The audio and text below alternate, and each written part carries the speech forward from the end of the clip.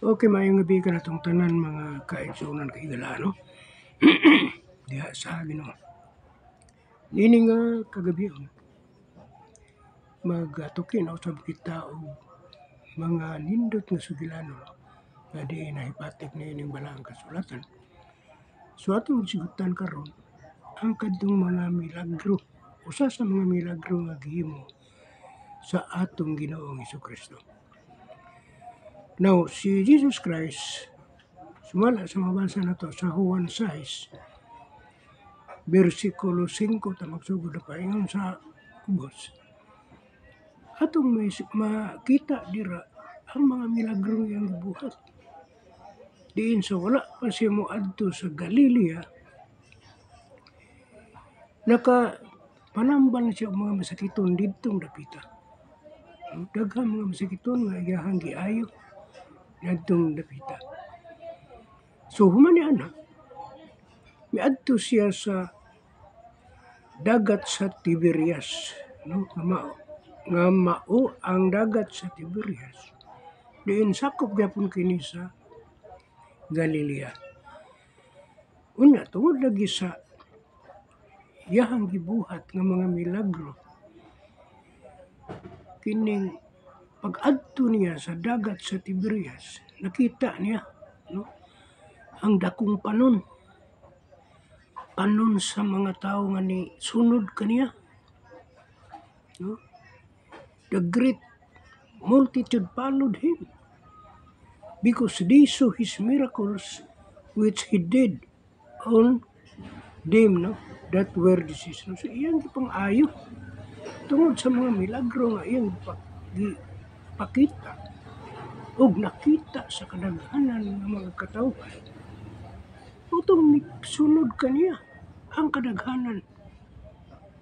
So ditong higayuna, ditong dapita, nakita na sa atong Ginoong Hesukristo nga mingunot kaniya ang mga katawhan. Dakong duot sa katawhan mingunot na niya. So mao na nga natingala na sila, no? Ingkit-an nila ang mga katingalahan nga iyang buhat busa inunot kanila tungod sa mga masakiton nga ayo. Apan ang atong Ginoong Hesukristo miaksyon og kabulaka, nangutana na siya sa iyahang mga apostoles, no? Ingon na si Jesus Christ sa iyang apostoles,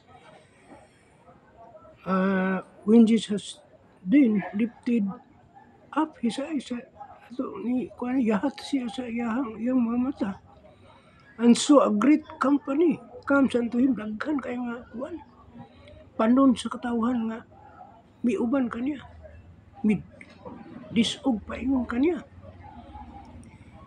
This is unto Philip, ingon siya dito ni Philip, when shall we buy bread that this may eat?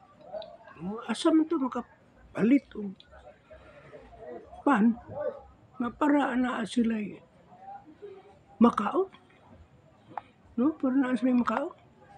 Apan si Philip miingon siya nga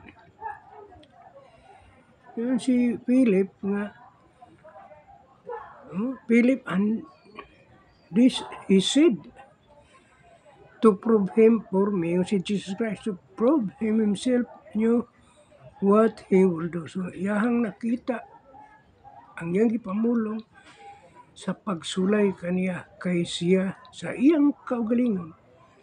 Nahibalo siya, no?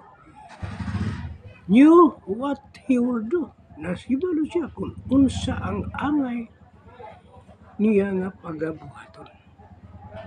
So si Philip answered him. Ingon si Philip. Philip answered him, 200 penny worth of bread is not sufficient of them, that every one of them may take a little. Bisan pag kining 200 penny worth, dili pag kini paigo nga sila makakuha og tagidyot, tagagmay. Aron sarang nilang makaon. Sa ato ba, pertin daghan na kaya ang verse nga sa 1, sa verse 1, 6:1, ang dimension nito is multitude. Multitude people followed him. So, miingon na si one of his disciple, Andrew, Simon, Peter, magsuon ni sila si Andrew, Simon, and Peter, says unto him, there is a lad here which has 5 barley loaves and 2 small pieces. But what are they among so many? So, dunay usa ka bata diri. There is a lad here which has 5, dunay 5 kalop nga tinapay. Ug duna usay 2 ka gagmay nga isda, fishes.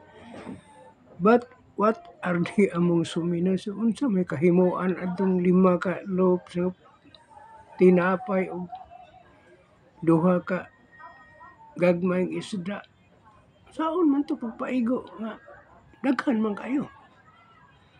No? Ang minunot nga mga katawhan diha kaniya. So, mo pa rin tanong. And Jesus said, make the man sit down now. There was much grass in the place. So, giingon sa Kristo nga, kining make the man sit down. Kining palingkura ang mga katawhan. Now, there was much grass sa dihang daghan nga mga sagbot sa mao nga sa mao nga dapit. There was much grass in the place. So then, men sat down in number about 5,000 tiaw na mga igsoon. Mga kahigalaan. 5,000 katao niya. Samantalang ang pangadala sa dala-dala sa bata, 5 ra ka loaf. Ug 2 ka isda. So, unsa giingon ni Jesus Christ? Ingon si Jesus Christ, and Jesus took the loaves on which he had given thanks. No? Gikuha niya ang 5 ka loaves na tinapay. O, ingon siya, and when he had given thanks, gihatagan niya pagpasalamat. And then, human nakapasalamat na siya, distributed to the disciple, and the disciple to them that were set down, and likewise of the pieces as much as they will. Gapon ang gihimo ni Jesus Christ, no? Sa sa isda. When they were piled, he said unto his disciples, gathered up the fragments that remain, that nothing belows. No? So, sa dihang pasalamatan na niya ni Jesus Christ ang tinapay, gi-distribute kini sa pila ka tao?